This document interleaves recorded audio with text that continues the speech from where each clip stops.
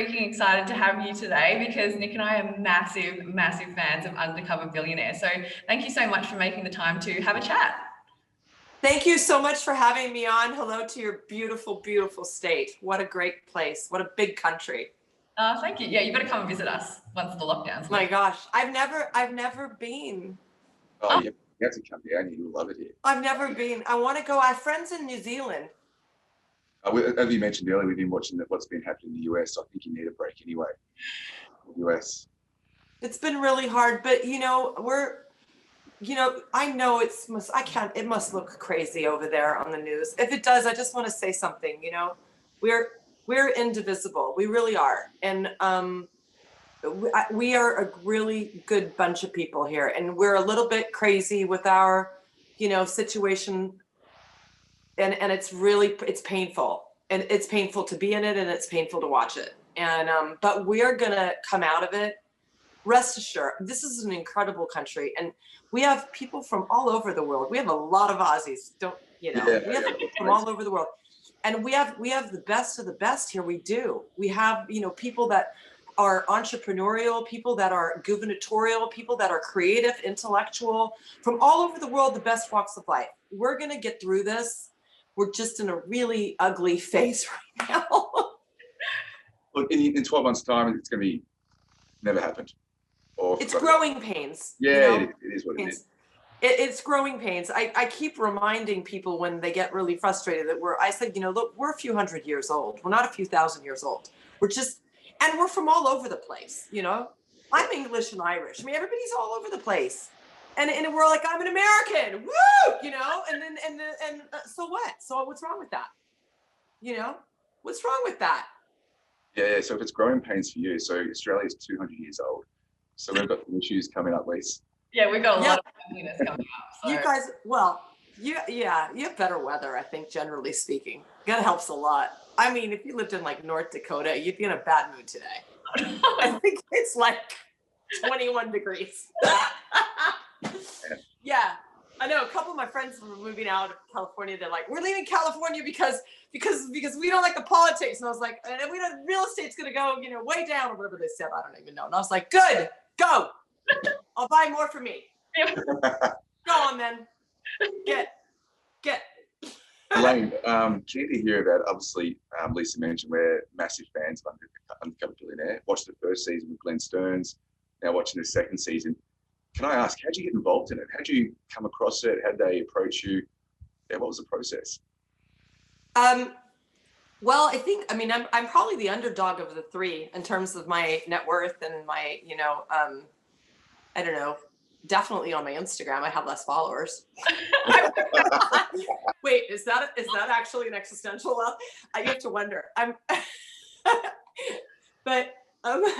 What it came down to was, with COVID and everything, I think that they decided that it would be a really good idea to take some, people that were serial entrepreneurs and really high net worth earners and put them on the ground in a place that was suffering and see if we could do something meaningful for that community. That's really kind of how it started. And I was like all in, I'm like, give me a town, but then it's like, okay, now you got to get to $1 million in 90 days. You take the challenge. And if you don't, you got to make the difference up. And I was like,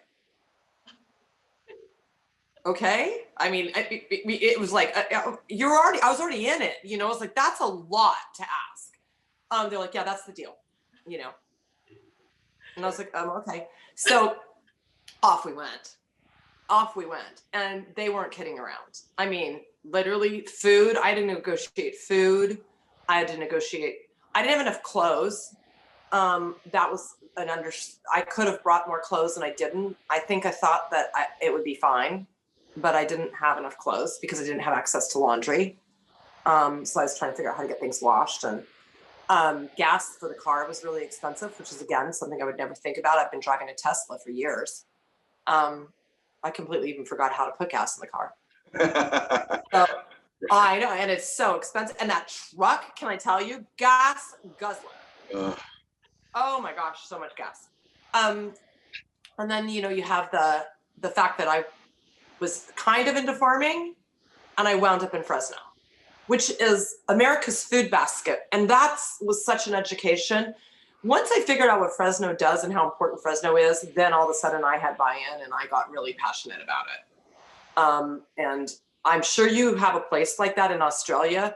Fresno is the largest growing capital in the United States of stone fruit and produce and grapes and things like that. So this amount of volume of food in some cases is up to 70% of what is actually dished up in the United States comes out of that one valley. Wow. It's crazy. Incredible. And I was like, how can this place not be like flourishing in a world that's shut down because the whole entire place is essential? You know, no one's going to eat peaches in, North Dakota without Fresno. And I was like, so it didn't take me too long to go food, move food, somehow get it on a train, get it on a plane, get it over there, Yeah. Sorry, Liz, can I ask one question? Because I was like yelling at the TV last night. I'm like, Elaine, sell the damn car. Sell the damn car. I know. I'm like, fucking sell it. I know. Grant's so much smarter than me. But you know what? I think it's actually good that you've got the 3 different people who are going to approach it 3 different ways. So, I guess when you're watching the show back, and have you actually seen the show, the whole lot? No. No, you know what I know. Oh, so you haven't seen what the other guys did? I know what happened. I didn't know about Grant and Monique. They don't tell you anything. They're like, this is the deal. And we're starting on Wednesday or whatever day it was, and you better be ready to get picked up. Oh my God. And they film me saying goodbye to my family. And I get in the car. There's GoPros in my car.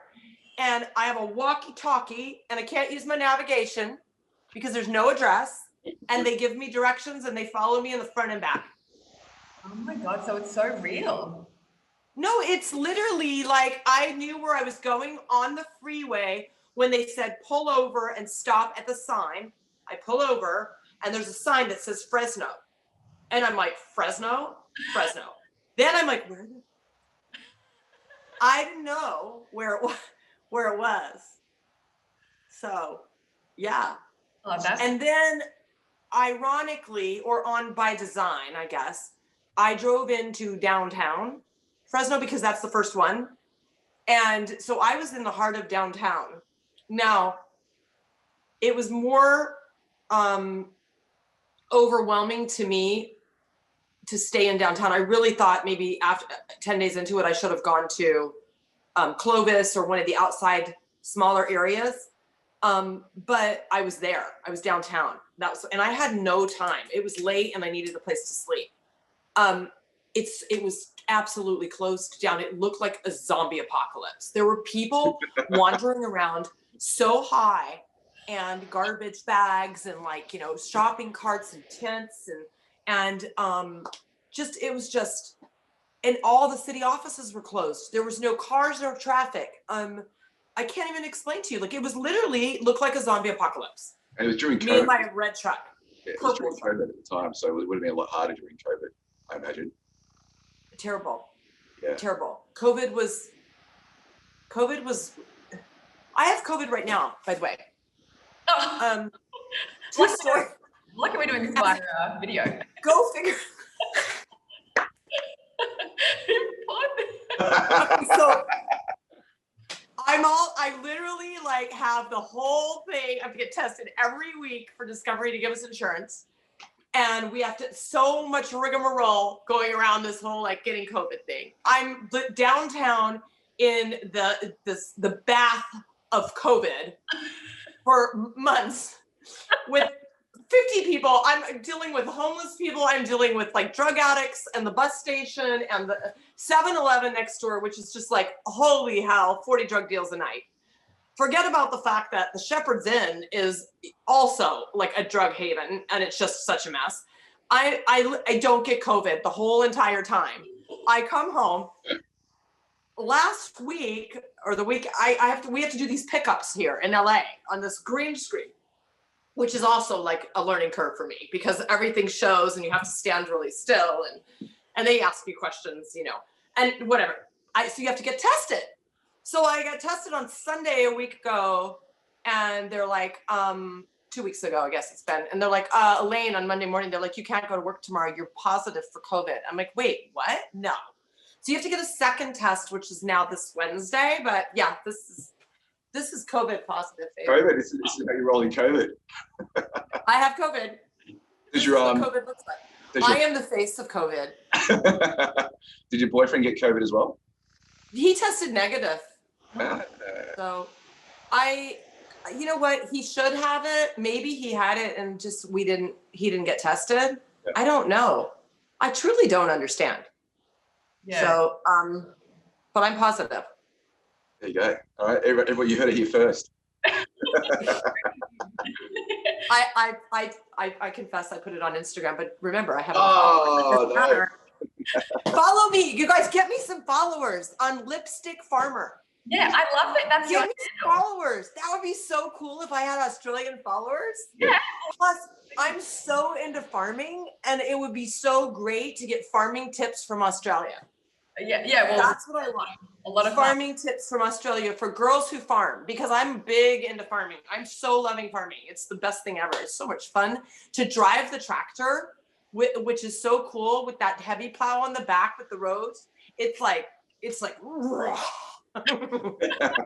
Well, Lisa's got 44,000 Instagram followers. Lisa, you can just transfer them across. Yeah. Lisa, help me. I'll help you with I don't know. I'll do something else. If you want to start a business, I'll help you. Deal. Yeah. I need to get followers. Would be that. Then apparently this matters if you have a lot of followers. Oh, look, it's definitely like social currency is huge. So it's worth a lot if you can invest in your audience. So actually both of us run digital marketing companies. So we're all over building your audience. And I think for you, you've actually got the perfect platform now to build an audience, because you're on TV, and we see a lot of people after getting on TV build their following. So I think for you, it's like, anyway, this can be a whole nother conversation after the podcast, but it's definitely a really great opportunity because you're in the spotlight now. But really quickly, I wanted to touch on being a woman in business and actually being a woman on this show, because I mean, I'm always having arguments with Nick about women in business and the different challenges, the different challenges that, women face. But the thing that really jumped out at me is that men actually have no idea how scary it is being a woman and how many different things you need to think about. And they just take it for granted. So even when you were saying you couldn't sleep in your car, I'm sure that, say if Nick was doing the show, he'd just be like, I'll just sleep in my car and, they'll be fine. Whereas a woman, like, you can't even walk to the train station by yourself without going, am I going to be attacked? So can you tell us a little bit about how it was like doing the challenge whilst also being a woman and being, I guess, fearful of your safety? Well, I for sure, first of all, my core business in Los Angeles is development, entitlement and development. So I do real estate and build quite a bit of really big real estate. And so I'm in a man's world in business. And on a positive note, I spin things a little bit, when it comes to being a woman, because I'm not being cavalier, but women are underestimated in the workplace. And when you are underestimated, that is a very big advantage most of the time. It's very seldom that being underestimated is a disadvantage, right? Because people are expecting less from you. Their expectations are simply lower, that you're not going to get there or that you're not smarter than they're thinking. And so it's always worked to my advantage, recognizing when someone is, second guessing whether or not I have the ability, underestimating me. I tell that to all women. Don't go so quickly to you're at a disadvantage, because you really aren't. Now, the sexual revolution really aided in our need to be in the workplace. We, part of being in the workplace, made the market spicy, like, our big hair and shoulder pads and push-up bras and, fingernails being done and our short skirts and stiletto shoes. And I could go on, right? Walking down the hallway of a Fortune 500 company made it, interesting to go to work for a lot of people. We've tried to neuter that here. And the neutering of America, I'm such a big fan of flirting, and I miss it.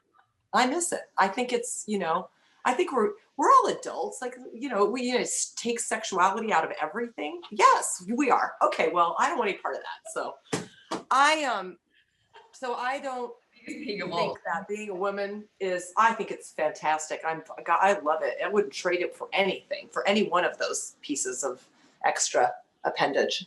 Never. Never, never, never. I like it. I love you right now. Thank you.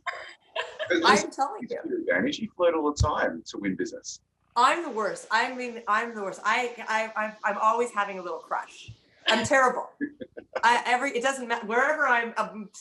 And my poor husband. I mean, God bless him.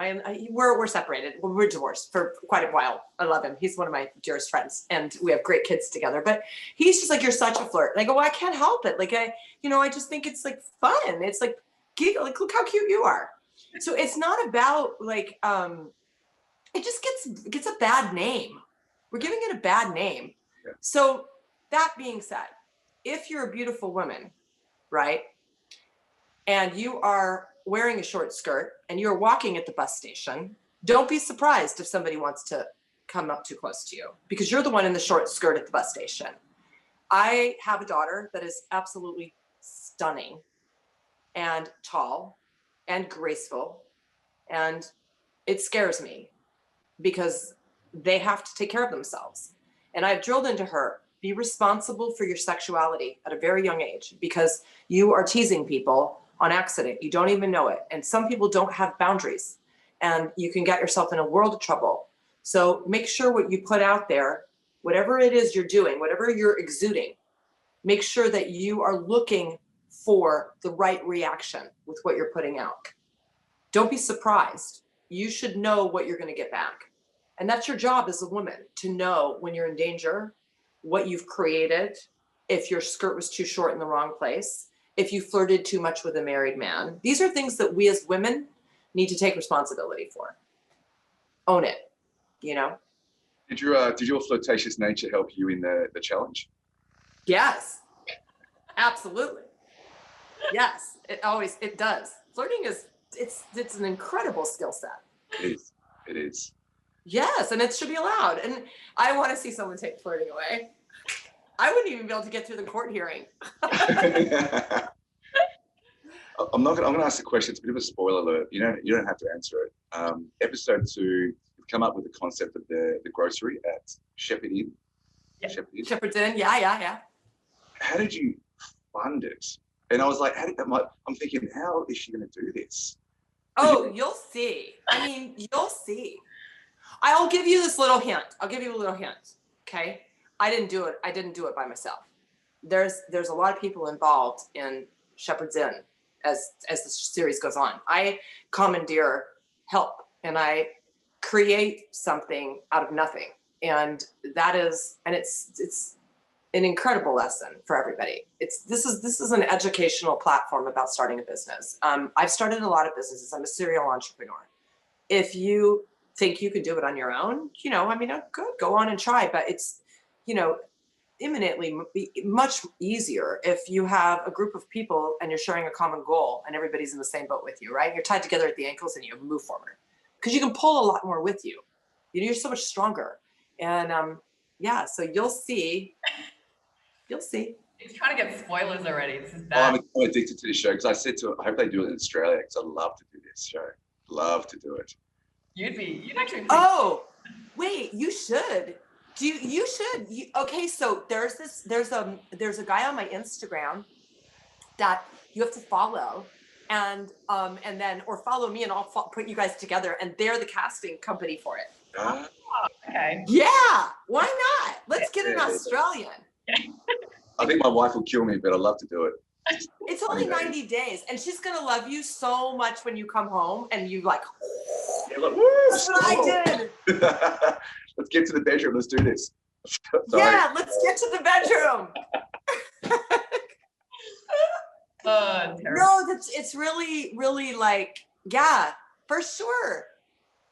I think what I really like about the show is that it's not like The Apprentice or anything where you've got your accommodation, you've got your food sorted, and you focus on a challenge. I like that you obviously have to start a business, but you don't even have any money to survive. And that's what actually starting a business a lot of the time is really like. Like you don't have the luxury of, say, accommodation, but certain even food because you're trying to invest in the business. So I thought that was a really interesting element. And I really liked that at the start, you were really focused on not jumping straight in and trying to find a business idea. You're like, I need to get my accommodation sorted. I need to get my food sorted. And as we were doing the research for this podcast, I found it really interesting because your mum was an orphan, and I read that she actually was on the streets at one stage and had $100. So it must have been a really not great way to connect with her, but to really understand what she must have gone through. It was very cathartic. My mom is such a force in my life. What's interesting about all of us is we all have different experiences growing up that involve parents. So your parent has, a very specific style of raising you, which is based on the way that they were parented. And that gets handed down generation after generation after generation. And because my mom didn't have parents, right, she had nothing to identify parenting to, right? She didn't have a specific model for how to parent a child because she hadn't done. And I think I was parented in maybe a very unique way because she was so empowering and supportive of me. And I was like her friend and her child and her business partner and her, I was her company. I was her, and to this day, our relationship is it marvels me, my mom and I. And I love her. And I don't even, sometimes she's on the phone in the kitchen and we're not even talking. The phone's just on, and until we'll say, the phone's just on. I'm like, oh, it's just my mom. She's Mom, what are you doing? She's like, oh, I'm just cutting something up. It's just the noise. It's just the noise. Oh, cool. It's a wonderful thing.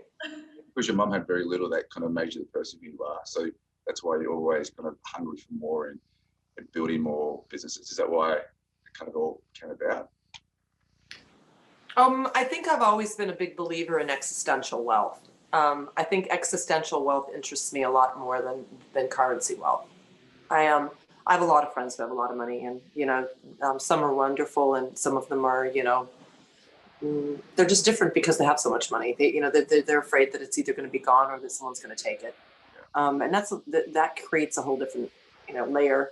But people that are existentially rich don't have a care in the world, right? Because whatever they have, you can't take away. And it's just a different kind of value. And so I've always strived to be existentially wealthy. It means more to me than anything. And I would really empower other people to do the same. Think about what your skill set is because only you have that, right? And no one can take that away from you. And that's how you create real security for yourself, by being an amazing artist or a poet or an intellect or whatever it is, right? What this country is made up of. Money in the bank is. That's a good point. That's a good point. I probably need a few life lessons from you. Oh yeah, you definitely do. Elaine, I actually, I think when you were doing your intro, you said that there was an anti-party ordinance in your name. So Man, not in Australia. Don't bring that up there. My kids didn't talk to me for a month. What is that? It's such BS. I mean, it's so unfair. It's so unfair, You partying too hard? Yeah, but so what? That's my own business. I think look, work hard, play hard, and people get up in they get out of their lane, try to get into yours, Yeah. Get out of my lane. Get up. What is that? I love that the Rolling Stones song, Get Off of My Cloud.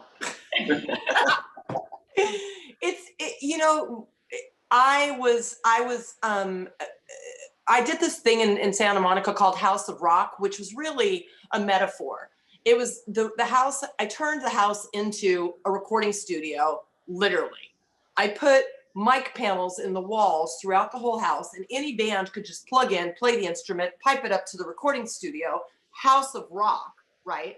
And it would make music inside. It was completely insulated. You couldn't hear it on the outside. And I did it for a project to sell the house. It was really just a creative venture of mine. But it took, the interest of, Clive Davis, and some big people came along, and we recorded some really amazing music there. But the neighborhood was, in advance of anything happening, upset that something might happen. And so they started this sort of campaign to have me tarred and feathered. But I already had a TUP with Santa Monica. I already had worked it out, because I figured that there's always naysayers. So I just wanted to be okay before I had, hundreds of thousands of dollars of other people's money to throw these events for charity, and to get shut down. You don't want to get shut down. So I had to keep going to court during the whole thing, which lasted a couple months, but I had to keep going into court on the city council to give them an update at what the next event was, so that they wouldn't shut me down. And then all of the people would come in and they'd be like, she's awful or whatever, and I'd be like, the Wiley Santa Monica Symphony Orchestra is going to cause a big problem tomorrow, God. Anyway, so they decided, after it was over with, which is just kind of the icing on the proverbial smashed cake. Okay, why don't we just pass this anti-party ordinance, so that this doesn't happen again? And I'm like, wait, what's it called? Yeah. And I'm like, no, that's not, I don't want that legacy. So they banned parties because of you. They were great parties. We had a really good time. We didn't hurt anybody. No one, not a single thing. The only thing that happened is one of the neighbor's boys laid underneath a limousine. And by the way, the guy stopped. Nobody ran him over, but he totally did it on his own, and it was down by his house. Literally nothing happened. Okay, you're going to have to give us at least one crazy party story. Yeah, give us one, please. You must have a lot. You could probably Google it. So there was. Okay, so Rebel Wilson was at the house.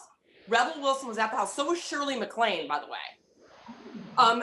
They were filming you can ask Rebel about this. They were filming a short movie thing, like it's an artistic, not autistic, artistic installation with this gal by the name of Tyranny Wambler. Tyranny is this crazy artist that does all these really cool, but short cinema medium art projects. Like Shirley MacLaine was laying across the sofa with butterflies and children dressed as fairies flying through the air, and there was glitter everywhere. So yeah, that was one. So Rebel's skit was that she had to wear, she's laying on the ground, and Rebel's a big girl. She's laying on the ground in this kind of I think it was black and purple kind of serpentine outfit. And she's laying on the ground. She's kind of flailing around on the ground. And they're filming the whole thing. And then she kind of stands up, right? And when she stands up, she gets really big. And then they cover her up and they change her. And then she metamorphosizes into, I don't even know if that's a word, metamorphosizes into this beautiful mermaid. And there's little kids around, and they're the mermaid, and they're running up to her, and she's filming the whole thing. And it's a sparkly mermaid outfit. And then they cut again, and then they move her. She's kind of they show her slightly moving, but they actually physically move her because the mermaid outfit is tapered at the bottom really tight. Yeah. So they move her over to the pool deck. Now the pool deck has a beach on it. And the team and the camera crew is away from her, looking at her, and she's on the pool deck with her back facing the deep water, standing there with, by the way, a big mermaid tail. And so she's standing on the deck, and she's doing this mermaidy thing, whatever mermaids do, being a mermaid, right? And the mermaid tail is the mermaid tail is starting to soak up water because now it's underwater, it's submerged. So it's getting kind of heavy. And I think what happened is it sort of just sunk, but she's tied to it. So slowly I'm upstairs. Oh, this is important because I'm so bad at telling stories. I'm upstairs and I'm looking down so I can see the distance shortening between the edge of the pool deck and the tail. So I'm like banging on the window, but they're filming and they're like, shh. So I go, she's gonna fall. Anyway, she slides back and literally goes underwater in the mermaid outfit. And everyone has to drop everything and jump in the pool and pull Rebel out. Poor Rebel. She's like, with like her mermaid. God. I gotta say. And yeah, no, there's no sleep for the weary. They clean her up and put her back out there, blow dry her hair, and take two. And she's like, okay. Oh God. What a trooper. Yeah, that was, we almost killed Rebel Wilson at House of Rock. There you go. You can quote me. So House of Rock got shut down, or is that still, do you still have it? No, it was a temporary thing. It didn't get shut down. We after we finished our events, we went to market and then sold it. Okay. Yeah. So what's next for you? Obviously, you've done Undercover Billionaire. You've got all these businesses. What's next? You've gone from here to there. Now, what's next on the agenda for you? Oh, I've got a couple things that I'd like to announce or whatever, but I'm still in the planning phase. I'm doing a lot of development in California. I'm working on a project that's on the bluff behind Gladstone, which is Sunset and PCH.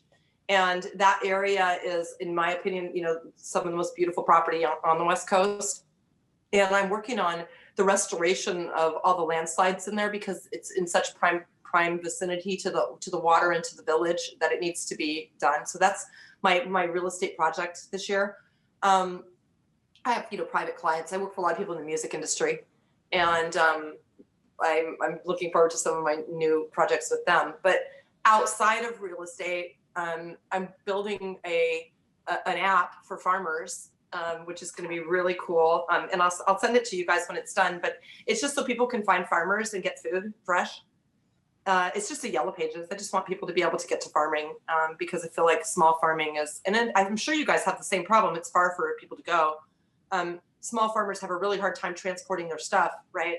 So we don't get the freshest of fresh here, even though we grow it, 30 miles away. And I have to go to a farmer's market, or you have to go to a restaurant to get stuff that's just pulled out of the ground in the morning that hasn't been cooled. And I'd like to spend, at least the next, 20 years of my life that I'm really, able to put a lot of time into something, working on the transportation of small farming. I think I don't know what we're doing. We need to do something about it. Here in the US, I don't know what your situation is there, but here we really have a problem with it. So we need to feed everybody. It's actually okay. Yeah. You get fresh food at the local market 5 minutes away. And to Greeley's, it's right. Pretty, Yeah. What if someone took that away from? Yeah, I think Elaine was talking about having like a permanent farmers market or setting one up. And I think it's a really great idea because we're definitely very fortunate here because we have access to so much fresh produce. But, I think, when you travel, it reminds you, it's like, that's not everywhere. And I think we probably take Not everywhere at all, really. It's not available. You have to you got to hunt it down. When are you two coming to the States? Why don't you come here and do a podcast from here? Yeah, that would be amazing. Love to, but COVID. That'd be cool. Yeah, but COVID shut everything down, isn't it? Oh, this is so yucky. I know. It's yucky. What do you guys no one can go in or out, right? Don't you have like 9 years of quarantine or something? Yeah, it's like complete lockdown. You literally can't go in, can't go out. And then it's 14 days quarantine. It's a bit of a shit show here. So. Yeah, same. Yeah. I mean, I figure though, you can't halfway do it. Like half of LA, they call it the most dangerous city in the United States, Los Angeles. I mean, and I went to Malibu in the car because I can't get out of the car, right? I can't go anywhere. So I thought I'm going to go to Malibu on Saturday. Tim and I, can you just drive me up the coast? I just want to get out of I've been in the house. So we drive to Malibu. There was literally COVID. So you're spreading COVID throughout Malibu. No, I'm literally in the car with the windows up and a mask on, driving in the car. By the way, and I'm like, who wears a mask in the car? I do. Okay, so I have a mask. And I go, wait, it's COVID, right? And Tim goes, yeah. And I go, why are there so many people out? I mean, the roads are packed. All the beaches packed. And I was like, we couldn't go anywhere. We wound up like going up in the mountain over Canaan Dune, and then we drove all the way down the 405 and came all the way back. It took like a couple of hours in the car, but it was better than sitting at home. But because I've literally not left this house in 14 days. Oh God, you're going Can't crazy. go to the grocery store. I mean, it's beautiful. It's beautiful. It's so pretty. Here, let me show you. Here, I'll show you. Hold on. Ooh, You house can see tour. if you want to see it. Do you Yes, want to see it? Oh wow. Okay. Oh, that's nice. So the house was built in 1926, and it's the home of Thelma Todd. She was actually murdered in the guest house down below, supposedly, long before my time. And that's an oak tree, but here's the ocean down here. Oh, that's beautiful. It's Wow. so pretty. See? Yeah. So And I just walked over there. Are you in Santa Monica? This is actually the Palisades. Ah. This is the Palisades. And wait, there's my bedroom. My boudoir is up there. And look, I lit a fire last night. And then I was just sitting right over there. There's another room there. There's my little kitchen. And I was making fruit puppets yesterday because I'm so bored. So I made fruit puppets. Look at my fruit puppets. Oh, all the asparagus fell out of the apple's head. Wait, hold on. All the asparagus fell out of the apple's head. It's on the counter. There it is. Can we see your wardrobe? Oh, I don't really have much of a wardrobe here because I keep my wardrobe at my you can see my liquor collection, my booze collection. Good sight. Look at these roses. These are made out of, wait, where are they? There they are. Look at that. Those are made out of steel. Oh, they're beautiful. Aren't they cool? My son made them for me. Oh, your son. My son made those for me. Yeah, they were my Mother's Day present last year. Or yeah, last year, yeah. So anyway, my point is that, whoa, are you in the right place? Yeah. So that's what, I haven't been able to leave. So on Saturday morning, I said to Tim, I said, baby, why don't you just like take me for a little drive? Like, you know? And he's like, where do you want to go? I go, I don't know, like, let's just go down PCH and go to Malibu and maybe we can find a place where I can walk where there's no people. Could not get out of the car. I literally was like, you need to get home. I had to pee. That's how come we came home. There was nowhere to go pee. Oh God. It's COVID. It sucks. I mean, it sucks. Like if you're sick, it really sucks. But if you're not sick and you have it, it's just, you know, you can't go anywhere. Oh, so you're like asymptomatic. I'm totally asymptomatic. Yeah. Nope. Just tested positive. Yeah. Well, look, I think that's at least the positive. Like you're not like really running. 100%. Yeah. So lucky. Is California locked down? Is there a massive lockdown there at the moment? Yeah, Gavin Newsom is trying. It's just, you know, clearly no one's abiding by it. People are just doing whatever they want to do. Yeah. You know? I think that's a challenge with the States. Like there's so much, you know, people are always campaigning for freedom and the rights to make decisions. First Amendment. Yeah, exactly. So in Australia. I know there's so many people that are just so like over it because there hasn't been any consistency in the way that it's been handled. So, you know, what you've got is you basically have a lot of people that have complied, right? But the people that haven't complied have ruined it for the people that did comply, right? And then that created more COVID, which created more business shutdowns. So now at this point, the business is being shut down for a year has, you know, you just turned it into a revolution. People are like, forget it. We're not doing that. Yeah. If you don't want COVID, stay home. And we're open. And I don't know how I feel about it. Like I can't, it's a survival thing. If you've owned a restaurant, you've put all your money into that restaurant and that's how you feed your family. And then you just can't get open no matter what you do to comply. No patios and misting things and blowing germs out and wrapping your food up into go stations, gloves and masks and loose and this and, you know, PPP money and you're still closed. Like, what are you going to do? Yeah. So we've got to either put money into these small businesses and prop them back up again, or we got to let them operate. But we can't tell them to close permanently. Yeah. Yeah. We had didn't we, Lise? Oh yeah, it was bad here. So we had full lockdowns. We had curfews.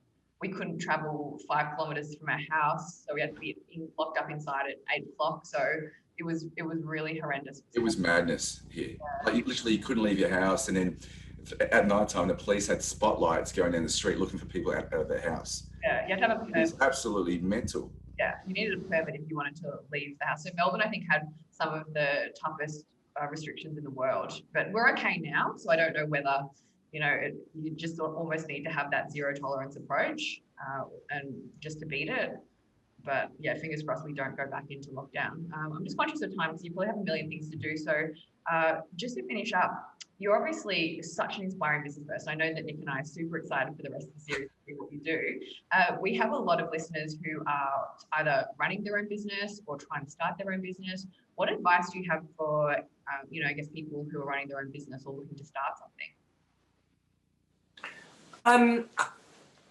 I wish I knew the rules about startups in Australia so that I could opine on some of the go-to and things to do, which I probably should look into a little bit, only because it would be nice to speak from a position that I is educated. But I will tell you some of the general common denominators of starting your own business. And the first one is that money is not the most important thing. I think that is the biggest misnomer when you start. What's the most important thing is your idea. That's the first thing. And the confidence between your idea and the first person you talk to about it. Like, how do you make that pitch? And you have to practice it. You have to get all the kinks out of it. Get your idea into a sound bite that everybody wants to hear about. That's the first thing you got to do. And so come up with your idea and then find a way to sell it, in a few words or less to get interest, because you don't want to bore anybody. Boring people is like, you just lose them. They're like, oh God, she's back talking about her walls again. Right? Oh, here she comes. She's going to talk about farming. You want to be interesting, it's important. And then, good joke goes a long way, right? You never lose your sense of humor. And so those are the first things you have to do is you have to have a good idea, and then you got to figure out how you're going to communicate it. And then the next thing I would tell you if you're trying to start your own business is, what are you doing to create a movement? Because business works best when it's a movement, when it's like something that everybody wants to be part of. And creating a movement is different than joining one. And entrepreneurs create movement, and everybody else joins them. So what are you doing to create a movement? That's the thing that really gets it to the next level. What are you doing to create a movement? What are you doing?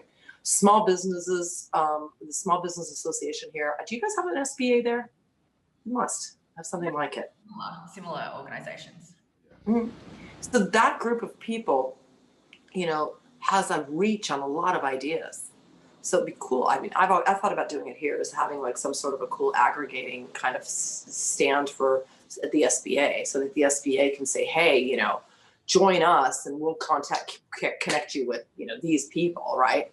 Because that's kind of what they're doing, but they need to get to the next level of tech that makes it easier.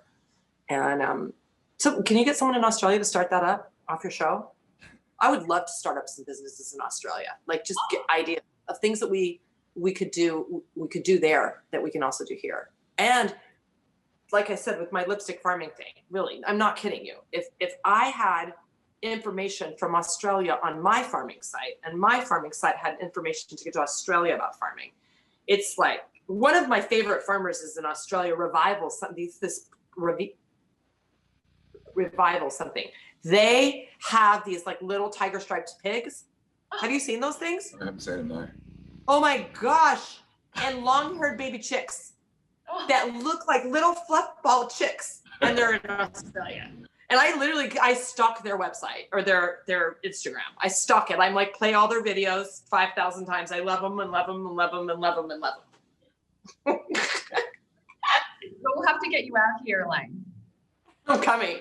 Yeah. All I need is an invitation. All I need is to get a quarantine vaccine. I think I have to get a vaccine, right, to travel now. Is that the latest?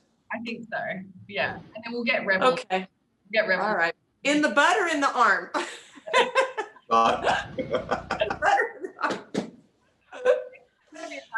It was honestly such a fun episode. Like, you've got incredible energy. We really, really appreciate it. And we look forward to coming and partying with you in the US. Oh my God, yes. Elaine, Yes, not in Santa Monica though. Shame. We have to do it. We have to be in the Palisades. That's okay. This house has got a full, like, we can play music here. We can podcast here. You guys could blow up LA from here. You're awesome. We have it all. I love you. We do. No, we have, listen, we have fiber optic. We can stream a lot. We'll come and visit you at the farm. How about that? Huh? We'll come and visit you at the farm. Come. Yeah. Wait till you see the farm. Go onto the website or the go onto the Instagram and let me know it's you, and then I'm going to accept you, put you into the general box there, and then I'll put you into the private Instagram. We can like talk and catch up and like really make some noise. Yeah, let's make some noise. At least I want to go to the house party first, then I'll go to the farm. We can do the party at the farm. The farm's 2 hours away with traffic, but because of COVID, there's never any traffic, so it's really only an hour and 40 minutes. Oh, So, okay. Too far away. yeah, it's great. I get a lot done driving in the car. Oh, fantastic. Well, we're definitely canvassing. We're going to come and party with you and visit the farm. Hey, this is Southern California. It doesn't matter where you are. It's fantastic. Oh, fantastic. It's 80 degrees today. No joke. I'm trying to think what's that in Celsius. Hot. Oh, yeah. Sounds 25, I think. As Paris Hilton would say, hot. definitely